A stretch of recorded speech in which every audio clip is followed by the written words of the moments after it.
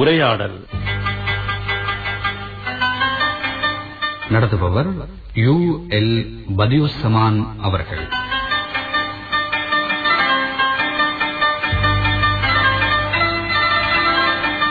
பிஸ்மில்லாஹிர் ரஹ்மானிர் ரஹீம். அஸ்ஸலாமு அலைக்கும் வரஹ்மத்துல்லாஹி வபரகாத்துஹு. அன்புள்ள நேயர்களே, மற்றொரு கலந்துரையாடலில் சந்திக்க வாய்ப்பு தந்த அல்லாஹ்வை புகழ்கின்றேன். அல்ஹம்துலில்லாஹ். இன்றைய கலந்துரையாடல் எமது சகவாழ்வு பற்றியும் பல சமயங்களை பின்பற்றுகின்ற மக்கள் மத்தியிலே முஸ்லிம் சமூகத்தின் இஸ்லாத்தின் சுடர் எப்படி பிரகாசிக்க வேண்டிய தேவை இருக்கிறது, அது தவறப்படுகின்ற போது நாங்கள் எப்படியான நிலைமைக்கு ஆளாக வேண்டிய சூழல் ஏற்படும் என்பதை பற்றி சில அனுபவ பகிர்வுகளை இன்றைய கலந்துரையாடலிலே பகிர்ந்து கொள்வதற்காக 3 பிரமுகர்கள் பங்கு பெற்றுகின்றார்கள். மலேசியா சர்வதேச இஸ்லாமிய பல்கலைக்கழகத்தின் முன்னாள் விரிவுரையாளர், ஆஸ்திரேலியா தேசிய இமாம்கள் பேரவையின் பொதுசன தொடர்பு அதிகாரியாக இருக்கின்றார், ஒப்பீட்டு சட்டத்துறையிலே முதுமானியாக இருக்கின்ற ஷேக் MS முஹம்மது நவாஸ் நவீமி அவர்களும், சமய ஒப்பீட்டாய்விலே முதுமானித்துவ பட்டம் பெற்று இஸ்லாமிய நிதி வங்கியியல் துறையிலும் பட்டம் பெற்ற கொழும்பு ஜாகிரா கல்லூரியின் உளவளத்துறை தலைவர் ஷேக் AM மிஹ்லார் நவீமி அவர்களும், கொழும்பில் உள்ள கத்தார் தூதுவராலயத்தின் கவுன்சிலர் அதிகாரி ஷேக் MJ ரம்ஜான் நவீமி அவர்களும் பங்கு பெற்றுகின்றார்கள். அஸ்ஸலாமு அலைக்கும் வரஹ்மத்துல்லாஹி வபரகாத்துஹு. இன்று உலகெங்கும் பொதுவாகவும் குறிப்பாக நமது நாட்டிலும் முஸ்லிம் சமூகம் ஒரு பேதலிப்பு நிலைக்குள் ஆளாகி இருக்கிறது. எப்பொழுது பார்த்தாலும் என்னமோ எவிடமோ எங்கேயோ என்னையோ என்ற ஒரு விதமான ஏக்கமும் ஒரு திடுக்கத்தோடு தான் இருக்கின்றது. ஷார்ட் மெசேஜா இருந்தாலும் சரி, பத்திரிகை செய்தியாக இருந்தாலும் சரி, வானொலி செய்தியாக இருந்தாலும் அப்படியான திடுக்கிடும் தகவல்களும் ஒரு இஸ்லாமிய வெறுப்பு போக்குள்ள ஒரு சூழலைத்தான் நாங்கள் கேட்கிறோம், பார்க்கிறோம், உலகளாவிய ரீதியாகவும் கூட.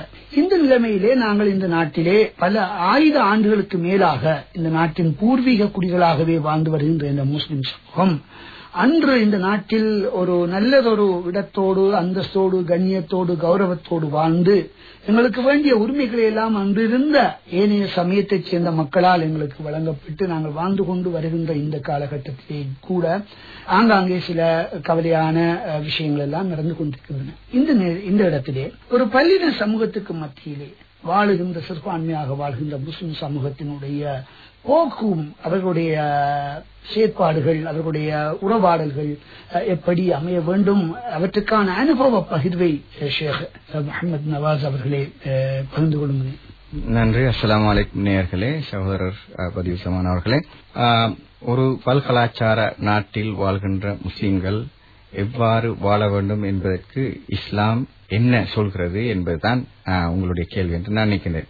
முஸ்லிம்கள் முஸ்லிம்களாக வாழ வேண்டும் என்று நான் நினைக்கிறேன். முஸ்லிம்கள் எப்பொழுது இஸ்லாத்தை விட்டு தங்களுடைய வாழ்க்கையை தூரமாக்கிக் கொள்கின்றார்களோ அப்பொழுது முஸ்லிம்கள் முஸ்லிம்களாக வாழவில்லை என்ற அர்த்தம். உங்களுக்கு தெரியும், கடந்த காலங்களிலே ஒரு முஸ்லிம் நடந்து போனால் அந்நிய சகோதரர்கள் எழுந்து நிற்கின்ற ஒரு சூழல் இருந்தது இந்த நாட்டில். ஒரு ஆலிம், இஸ்லாத்தை படித்த ஒரு ஆலிம், ஒரு மௌலவி என்று சொல்கின்றவர்கள் ஒரு ஊரிலே இருந்தார் என்றால் அந்த ஊரிலே அந்நிய மக்களுக்கு ஒரு சொத்தாக அவர் கருதப்பட்டார். அவருடைய வீட்டிலே போய் அவர்கிட்ட ஆலோசனைகள் கேட்கக்கூடிய அந்த நிலைமை இருந்தது. ஒரு முஸ்லிம் வியாபாரி ஒரு சிங்கள ஊரிலேயும் சரி, மற்ற ஊர்களிலேயும் சரி இருக்கும் பொழுது அவருடைய வியாபாரம் மிக நாணயமான வியாபாரமாக இருந்தது. ஏனென்றால் அவர் முஸ்லிமாக வாழ்ந்திருக்கிறார். நான் அல்லாஹ்வுக்கு பதில் சொல்ல வேண்டும், எனது வியாபாரத்தில் ஒரு ஹராம் கூட கலந்துவிடக் கூடாது என்ற அந்த பக்குவம் அவருடைய வியாபாரத்திலே இருந்தது. நாணயமாக அந்த காலத்திலே நடந்து கொண்டிருக்கிறார்கள். முஸ்லிம்களை ஒரு சமாதான வழிகாட்டியாக அல்லது சமாதானத்தின் ஒரு பிரதிநிதிகளாக அந்த காலத்தில் அவர்கள் பார்த்திருக்கிறார்கள். உங்களுக்கு தெரியும், ஆரம்ப காலத்திலே சிங்கள மன்னர்கள் இந்த நாட்டிலே இருந்த பொழுது முஸ்லிம்களை எப்படி பார்த்தார்கள் என்றால், அவர்களின் பெண்களை, சிங்கள அவர்களின் பெண்களை வைத்தியம் செய்வதற்கு அவர்கள் அனுமதித்தார்கள். ஆண் வைத்தியர்களை அவர் அனுமதித்தார்கள். அதற்குரிய பல வரலாற்று பின்னணிகள் எல்லாம் உண்டு. அதே நேரம் அந்த முஸ்லிம்களோடு கதைத்து விட்டு அந்த பின்னணியில் அவர்கள் கவரப்பட்டு இவர் ஒரு நல்ல மனிதர் என்ற அந்த நிலையில் அவர்களுடைய பெண்களை திருமணம் முடித்து வைத்திருக்கிறார்கள். பல்வேறு வரலாற்று பதிவுகள் இது பற்றி இருக்கின்றன. எனவே நான் என்ன சொல்ல வருகின்றேன் என்றால், ஒரு பல்கலாச்சார நாட்டில் ஒரு முஸ்லிம் வாழும் பொழுது அவன் ஒரு முஸ்லிமாக வாழ வேண்டும் என்று நான் நினைக்கிறேன். அண்மையில் ஒரு அமெரிக்காவில் நடந்த ஒரு நிகழ்ச்சி. ஒரு முஸ்லிம் டாக்ஸி டிரைவர், அதாவது வாகன ஓட்டுநர், அவர் ஒரு பயணியை ஏற்றிக்கொண்டு போகின்றார். போகும் பொழுது அவர் ஒரு குறிப்பிட்ட ஒரு சிறு தொகை பணத்தை அவர் கொடுக்க வேண்டியிருந்தது. ஆனால் அவர் பெருந்தொகை பணத்தை அந்த கட்டணமாக, அந்த வாகனத்தில் பிரயாண கட்டணமாக கொடுத்திருக்கிறார். கொடுத்த உடனே அவர் நினைத்தார் இவர் எடுத்துட்டு போயிடுவார் சொல்லி அவர் எடுத்துட்டு எழுப்பி போயிட்டார். இவர் கூப்பிட்டு அந்த மனிதனிடம் உங்கள் பணம் இருக்கிறது எடுத்துட்டு போங்கன்னு சொல்லி அவர் சொல்லியிருக்கிறார். அப்ப அவர் சொல்லியிருக்கார், நீ அவர் முஸ்லீம் என்பது அவருக்கு தெரியும். அவர் என்ன சொல்லியிருக்கார் என்றால், நீ இந்த பணத்தை நீ மறதி போல எடுத்துக்கொள்வீரோ என்று பார்ப்பதற்காகத்தான் நான் கூடுதலாக கொடுத்தேன் என்று சொல்லியிருக்கிறார். அப்பொழுது அந்த டாக்ஸி டிரைவர் ஒரு மெசேஜ் கொடுத்துறார். என்ன தெரியுமா, நான் ஒரு முஸ்லீம், இது எனக்கு சொந்தமானதல்ல, உனக்கு சொந்தமான திருப்பி கொடுத்ததன் மூலம் இஸ்லாத்தை அவருக்கு அறிமுகப்படுத்தியிருக்கிறார். எனவே ஒரு முஸ்லீமாக வாழும் பொழுது எந்த பிரச்சனையுமே இல்லை. முஸ்லீமாக வாழாத பொழுது அவர்களுடைய உடை இஸ்லாத்தை சொல்லவில்லை, அவர்களுடைய தாடி இஸ்லாத்தை சொல்லவில்லை, அவர்களுடைய தொழுகை இஸ்லாத்தை சொல்லவில்லை. அவர்களுடைய நடத்தை, நாங்கள் எவ்வாறு அவர்களோடு பேசுகிறோம், எவ்வாறு அவர்களோடு நடந்து கொள்கின்றோம் என்ற அந்த அஹ்லாக், அந்த முறைதான் இஸ்லாத்தை மற்றவர்களுக்கு அறிமுகப்படுத்துவதற்கான ஒரு மிக பிரதானமான சாதனம். இதனை சஹாபாக்கள் செய்திருக்கிறார்கள். வரலாற்றில் மிக முக்கியமான ஒரு பாடம் தான் இந்த பாடம்.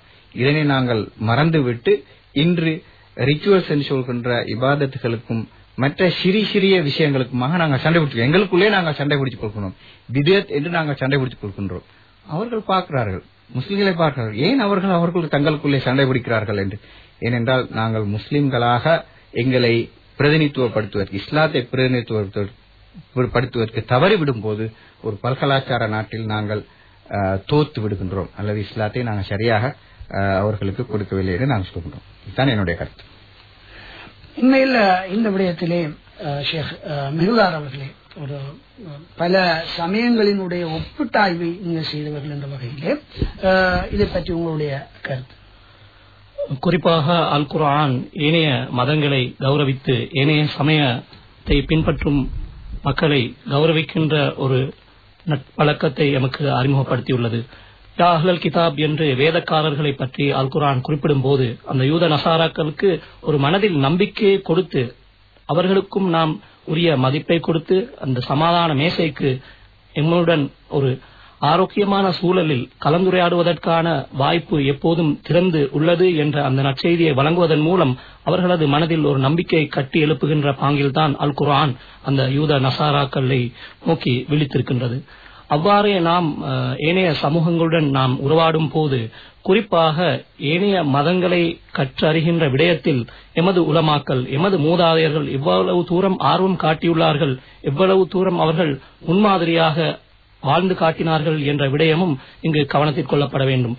குறிப்பாக நாம் இமாம் அல் பீரூனியை எடுத்துக்கொண்டால் அவர் சில அறிஞர்களது கருத்துப்படி அவர் சுமார் 30 வருடம் அல்லது சிலரது அபிப்பிராயப்படி 13 வருடம் இந்திய மக்களின் மத்தியில் அவர் ஒவ்வொரு அணுவாக அவர்களது வாழ்க்கை ஆராய்ந்து அவர்களது சமஸ்கிருத மொழியை கற்று அவர்களது பிராந்திய மொழிகளை கற்று அந்த வேதங்களை கற்பிக்கக்கூடிய அந்த இந்து மதத்தின் வேதங்களை கற்பிக்கக்கூடிய குருக்களிடம் அந்த துறை சார்ந்த நிபுணர்களிடம் போய் அவர்களிடம் இருந்து அமர்ந்து ஒரு சாதாரண ஒரு மாணவனை போல் பணிவாக நின்று அவர்களிடமிருந்து இந்திய மதங்களை கற்றுக்கொண்டதை நாம் அல்பீரூனியின் வரலாற்றிலிருந்து காண முடிகின்றது.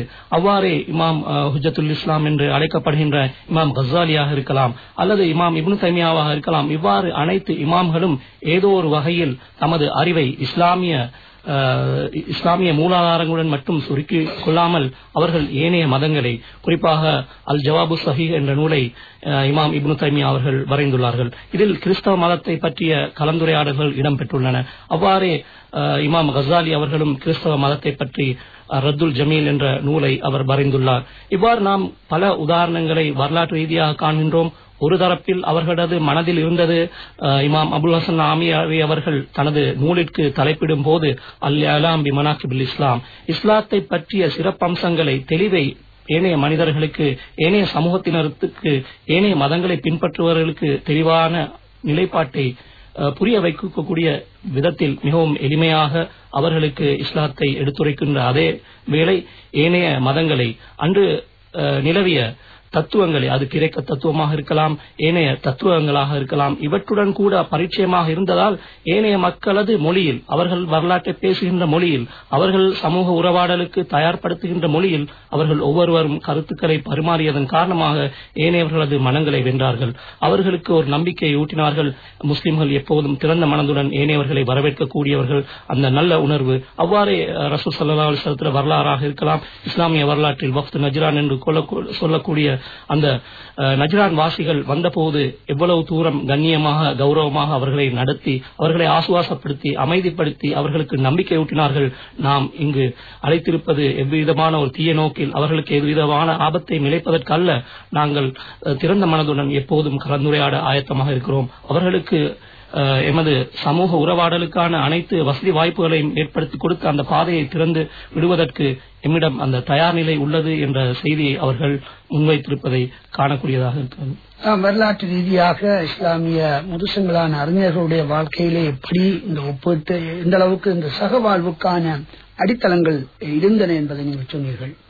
இந்த இலங்கையை பொறுத்த மட்டிலே கிழக்கு மாகாணத்தின் குறிப்பிட்ட சில பகுதிகள் தான் ஓரளவுக்கு தனிமையிலே முஸ்லிம்கள் செறிந்தோர் பிரதேசங்களாக இருக்கின்றன. ஏனைய அனைத்து பிரதேசங்களை எடுக்கும் போது அனைத்தும் ஒன்றில் இந்து சமயத்தை பின்பற்றுகின்ற மக்களோடு அல்லது பௌத்த சமயத்தை பின்பற்றுகின்ற மக்களோடு அல்லது கிறிஸ்தவ சமயத்தை பின்பற்றுகின்ற மக்களோடுதான் இரண்டரை கலந்த ஒரு சூழல் புவியியல் அமைப்பில் தான் முஸ்லிம்கள் வாழ்ந்து கொண்டிருக்கிறார்கள். அந்த வகையிலே ஷேக் ரம்ஜான் அவர்களே, நீங்கள் கூட அவ்வாறான பல சூழல்களில் தான் இருக்கின்றீர்கள்.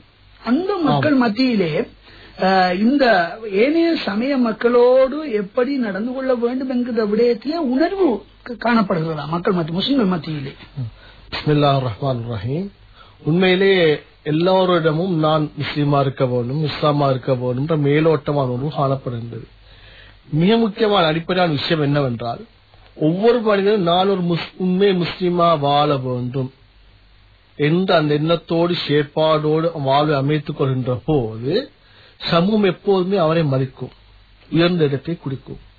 எப்போதெல்லாம் ஒரு முஸ்லீம் தனிப்பட்ட ஒரு மனிதன் தாலும் சரி, ஒரு சமூகம் தாலும் சரி, இஸ்லாத்தை முழுமையா வாழ்க்கையில எடுத்து நடக்க முற்பட்டிருக்கிறார்களோ அப்போதெல்லாம் உலக வரலாற்றில இருந்தான், இலங்கை வரலாற்றில இருந்தான், எங்க ஊர் பிரதேச ரீதியாக பார்க்கிற போதும் தான் எப்போதும் ஒரு கண்ணியம் இருந்திருக்கிறது. அல்லாஹ் தஆலா சூரத்துல் ஃபுஸ்ஸிலத்துல கூறக்கூடிய வசனம் எல்லோருக்கும் தெரிஞ்ச வசனம், وَمَنْ أَحْسَنُ قَوْلًا مِمَّنْ دَعَا إِلَى اللَّهِ وَعَمِلَ صَالِحًا وَقَالَ إِنَّنِي مِنَ الْمُسْلِمِينَ. அல்லாஹ் தஆலா பக்கம் அழைத்துக் கொண்டு நல்ல அமல்களையும் புரிந்து கொண்டு நான் ஒரு உண்மை முஸ்லிம் என்று கூறுபவனை விட அழகான வார்த்தை கூறுபவன் யார்? அந்த மனோநிலையில ஒவ்வொரு முஸ்லிமும் மாற வேண்டும். நான் இந்த இடத்திலையும் நான் ஒரு உண்மை முஸ்லிம் என்று தைரியமா பேசக்கூடிய செயற்படுத்தக்கூடிய ஒரு ஆளாக இருக்கக்கூடியவராக இருந்தால் உண்மையிலே நாங்கள் எப்பவுமே கண்ணியமாக இருந்திருப்போம். ஸல்லல்லாஹு அலைஹி வஸல்லம் அவர்கள் வாழ்க்கை வரலாறு எடுத்துக்கொண்டால் ஸல்லல்லாஹு அலைஹி வஸல்லம் அவர்கள் சமூக வீழ்ச்சிக்கான நிறைய காரணங்களை கூறுகிறார்கள். மிக முக்கியமான காரணம் ஒன்று ஹுப்புத் துன்யா, அளவுக்கு மீறிய உலக மோகம். திரும்ப கராஹியத்துல் மௌத், மௌத்தாகிறதுக்கு அல்ல மரணிப்பதற்கு விருப்பமின்மை.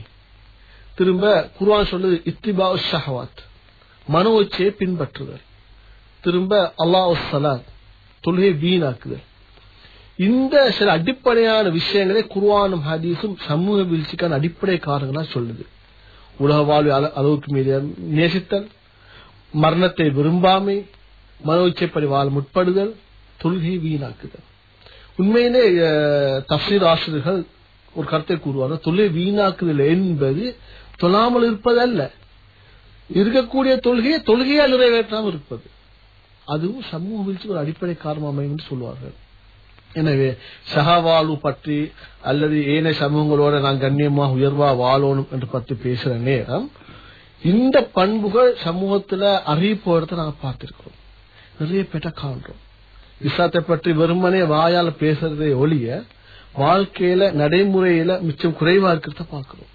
எனவே இதுவும் கூட எங்களை ஒரு கண்ணியம், ஒரு மதிப்பு, ஒரு அந்தஸ்து சமூகத்துல குறைஞ்சி எங்களுக்கு எதிராக போராடக்கூடிய ஒரு மனோநிலைய காரணம். எனவே மிக முக்கியமான விஷயம், நான் ஒரு உண்மை முஸ்லிமா வாழ்றேனா, அதுக்கான களத்தை அமைச்சு கொண்டிருக்கிறேனா, எனக்கு இஸ்லாம் தெரியாத தேடி படிச்சுக்கிறேனா, யார்ட்டையும் கேட்டுக்கிறேனா, இது எந்த அளவு தூரம் இருக்குது, மிக பொதுவாக இஸ்லாமிய அறிஞர்கள் ஒரு கருத்தை கூறுவாங்க. ஆரம்ப காலத்துல வந்த காஃபிர்களுக்கும் இன்றைய காலத்துல வாழக்கூடிய முஸ்லிம்களுக்கு வித்தியாசம் என்ன என்று விளக்கிற நேரம் ஒரு கருத்தை சொல்லுவாங்க. என்னென்றால் ஸல்லல்லாஹு அலைஹி காலத்துல வாழ்ந்த காஃபிர்களை பொறுத்த வரையில அவங்க இஸ்லாத்தை விளங்கி இஸ்லாத்தை எதிர்த்தார்கள். இஸ்லாம் என்ன, ஏது, எங்க போகுது, இது ஆழகாலம் என்ன. எனவேதான் சில குழுவினரிடம் ஸல்லல்லாஹு அலைஹி இஸ்லாத்தை பார்த்து முன்வைக்கிறேன்னு சொன்னா, உங்களுக்கு பிறகு ஆட்சி ஏதாவது எங்க கையில தருவீங்களா? அப்ப நாங்க ஏற்றுக்கோறோம். அவங்க களிமாட தாத்பரியம் என்ன? அதே இன்றைக்கு முஸ்லிம்களின் நிலைமை என்னென்றால் இஸ்லாத்தை விளங்காமல் பின்பற்றி கொண்டு. எனவே சமூகத்தில் எதையுமே பேஸ் பண்ண தயார் இல்லை. சமூகத்துக்கு போகும்போதே பயம். சின்ன ஒரு சந்தேகம் வந்தாலும் அதை கூட கிளியராக அல்ல தெளிவாக பேசுறதுக்கான மனோநிலை இல்லை. எப்போதுமே நாங்க தொழிலுக்கு சந்தேகங்களை பேசுறோம். தொழில பறந்து என்னன்னு சுண்ணத்து என்னன்னு நான் பள்ளிவாசல்ல பயான் பண்றோம், கொத்துபாக்கள் கேட்கிறோம். திரும்ப நாளைக்கும் அதே பயான் வச்சா அதையும் கேட்க ரெடி ஆகிக்கிறோம். இது எங்களுக்கு தெரிஞ்ச விஷயம் தானே, புதிய விஷயம் சொல்லித்தாங்கன்னு கேட்கிற தைரியம் சமூகத்தில் நிறைய பேட்டே இல்லை. எனவே நான் ஒரு உண்மை முஸ்லீமா இருக்கிறேனா இல்லையா என்றது நிறைய பிரச்சனைகளுக்கு. அந்த உண்மை முஸ்லிம்களாக நாங்கள் வாழ ஆரம்பிக்கும் போது நிச்சயமாக இந்த எதிர்ப்புகள் வராது. எதிர்ப்புள்ள வலு குறைந்துவிடும். ஷேக் நவாஸ் அவர்களே, இன்றைக்கு ஒரு 40 ஆண்டுகளுக்கு முன்பு எங்களுடைய மூதாதையர்கள் இந்த நாட்டிலே அவ்வளவு ஆழமான மார்க்க அறிவோ அல்லது இப்பொழுது உள்ளது போன்ற சாதனங்களோ எதுவுமே இல்லாத காலத்திலே சில ஆளுங்களுடைய சில ஷேக்மாருடைய வழிகாட்டலின் கீழ் ஒன்றுபட்டு ஐக்கியமாக அவர்கள் அமளிபாதத்துகளை செய்து கொண்டு வாழ்ந்த அந்த காலகட்டத்திலே மிகவும் புவர் நாலேஜ் இன் இஸ்லாத்திலே மிக குறைந்த அறிவோடு அவர்கள் வாழ்ந்து கொண்டிருந்த போது, நீங்கள் ஷேக் நவாஸ் அவர் ஏற்கனவே குறிப்பிட்டது போல இந்த நாட்டில் உள்ள ஆட்சியாளரில் இருந்து அடிமட்டத்தில் வரையும் அந்த ஏனைய சமயத்தைச் சேர்ந்த சகோதரர்கள் கண்ணியம் கொடுத்தார்கள்.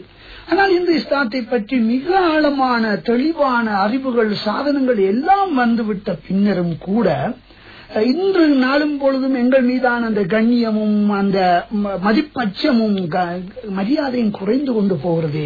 இதற்கான காரணங்கள் என்ன என்பதோடு நீங்கள் வாழ்கின்ற இப்பொழுது வாழ்ந்து கொண்டிருக்கின்ற ஆஸ்திரேலியா நாட்டில் கூட முஸ்லிம்கள் சிறுபான்மையாக இருக்கிறார்கள். அங்கே உள்ள நிலைமை எப்படி இருக்கிறது? இவற்றை கொஞ்சம் சொல்லுங்க.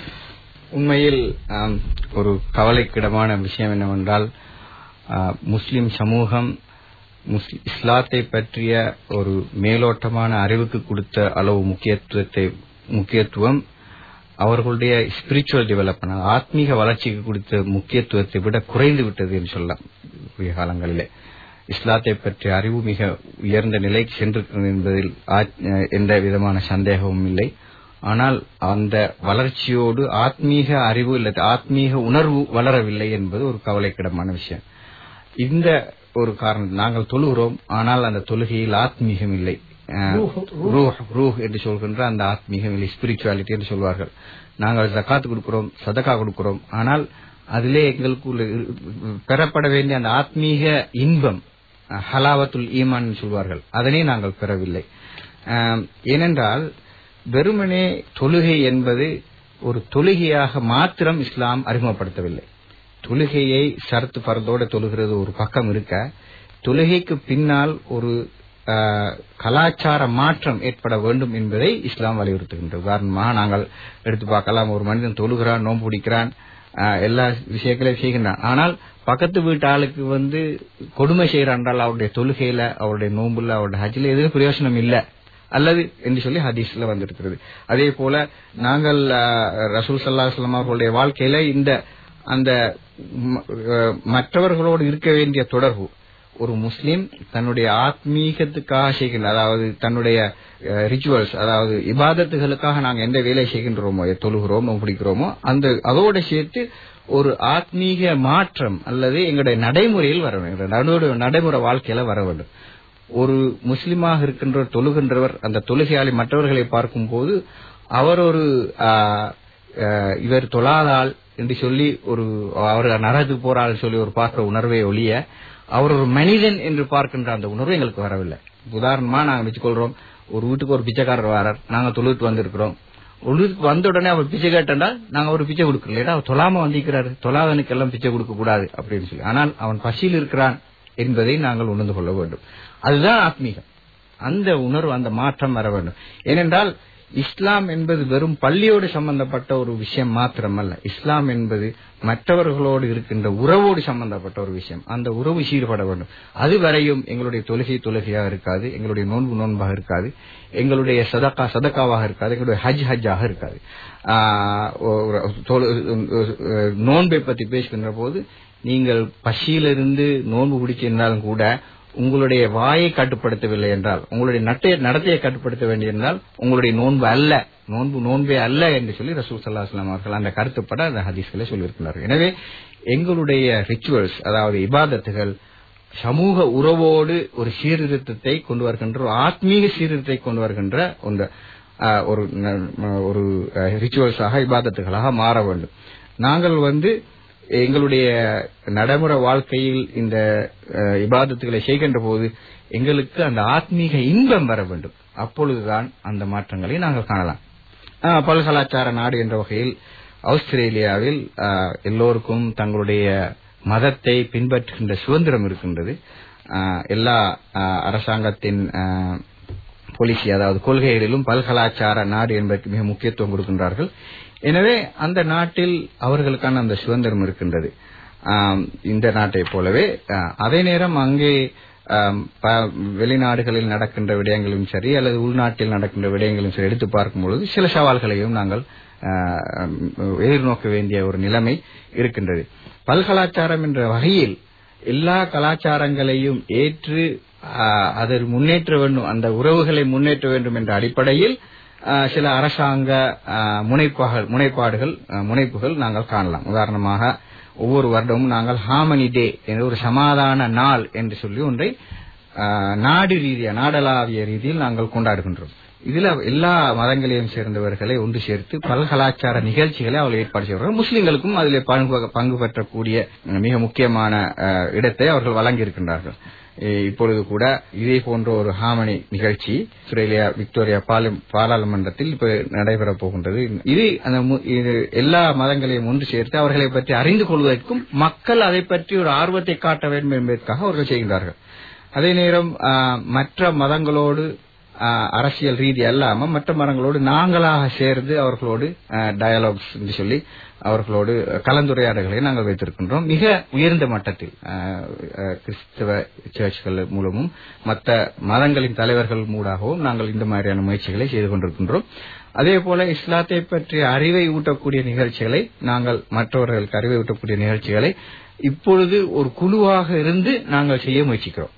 உதாரணமாக இஸ்லாமிக் அவேர்னஸ் வீக் என்று சொல்லி ஒன்றை நாங்கள் ஏற்பாடு செய்யலாம் இருக்கின்றோம். அது எதற்காக என்றால் ரசூல் ஸல்லல்லாஹு அலைஹி வஸல்லம் அவர்கள் பற்றிய மிக மோசமான ஒரு பிலிம், அதாவது ஒரு படம் வெளிவந்திருக்கின்றது. அந்த படத்தை இயக்கியவர்களும் அதே நேரம் வேறு இஸ்லாத்தை பற்றி மிக மோசமாக பேசுகின்ற மேல்நாட்டு அரசியல்வாதிகள் சிலர் அங்கு பிரச்சாரங்களை மேற்கொண்டு முஸ்லிம்களுக்கு எதிராக.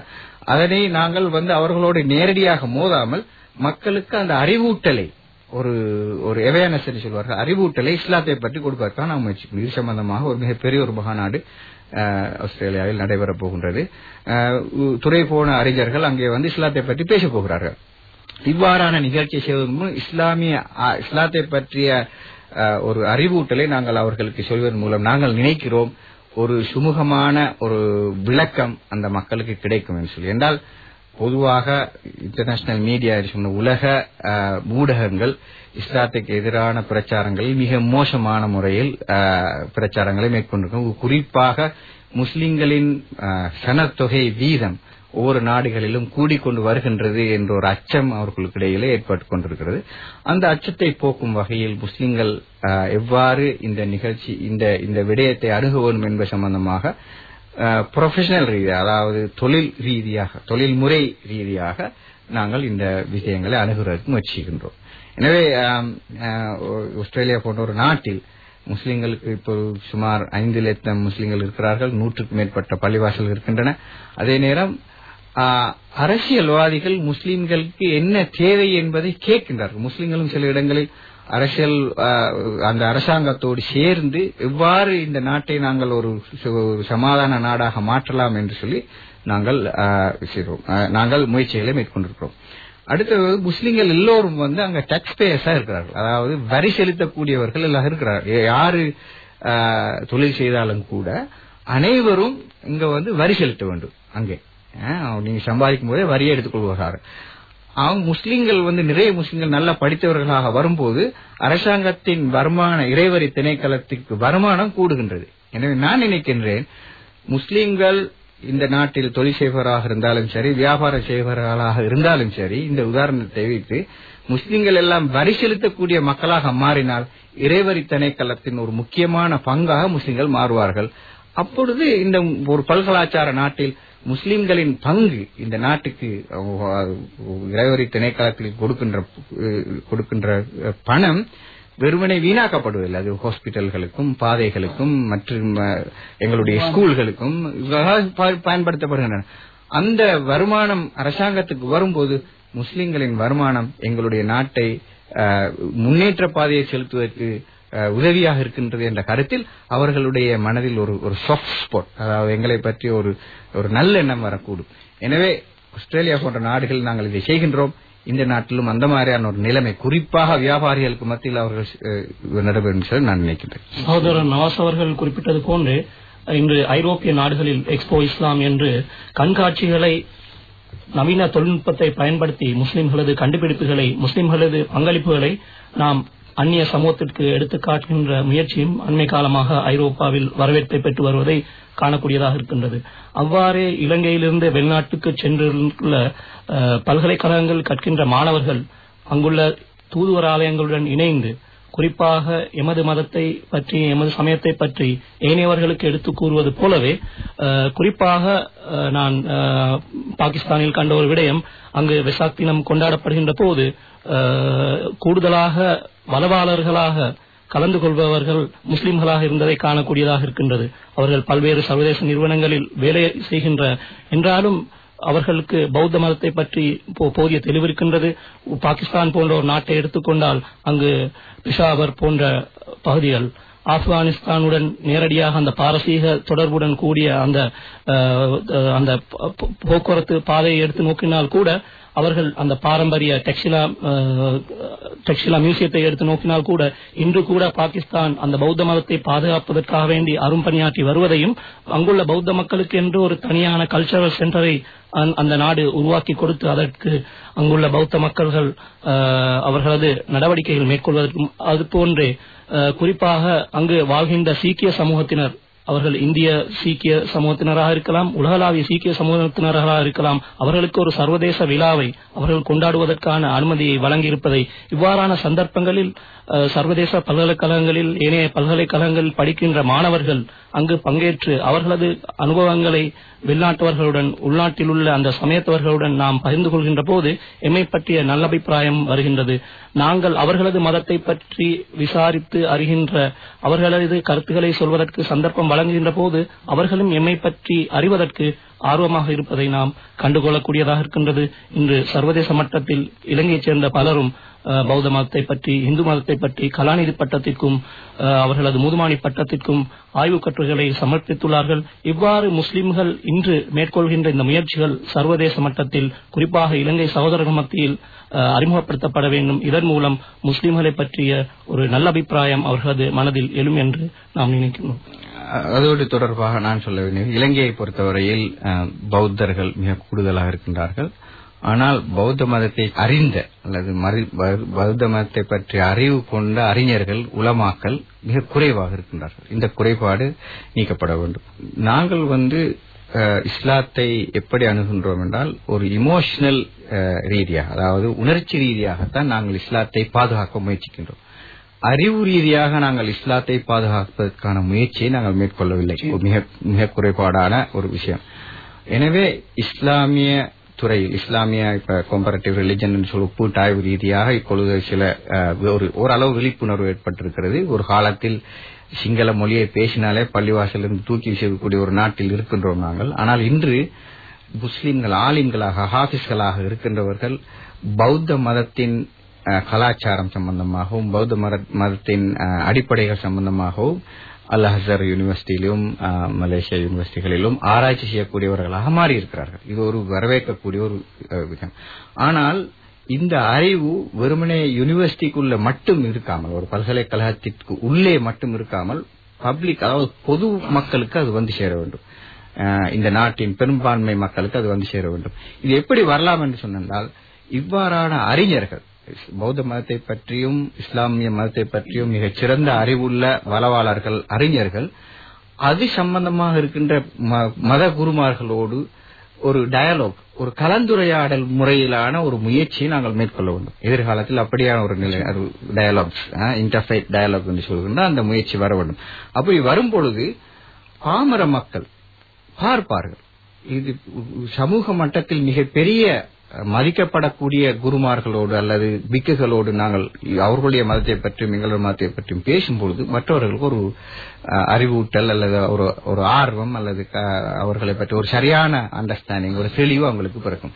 இதன் மூலம் எங்களை பற்றி இருக்கின்ற மோசமான உணர்ச்சிகளை அல்லது மோசமான கருத்துக்களை நாங்கள் நீக்கலாம் என்று நான் இப்படி பாசிட்டிவ் திங்க் பண்ணி அதை நேரடியா யோசித்து தன்னை நெறிப்படுத்திக் கொள்கின்ற ஒரு அமைப்பு இருக்குமானால் அவன் எப்போதும் சமூகத்தில் எந்த விதமான சேலஞ்சுகள் வந்தாலும் சவால்கள் தான் பயப்படவும் மாட்டார்.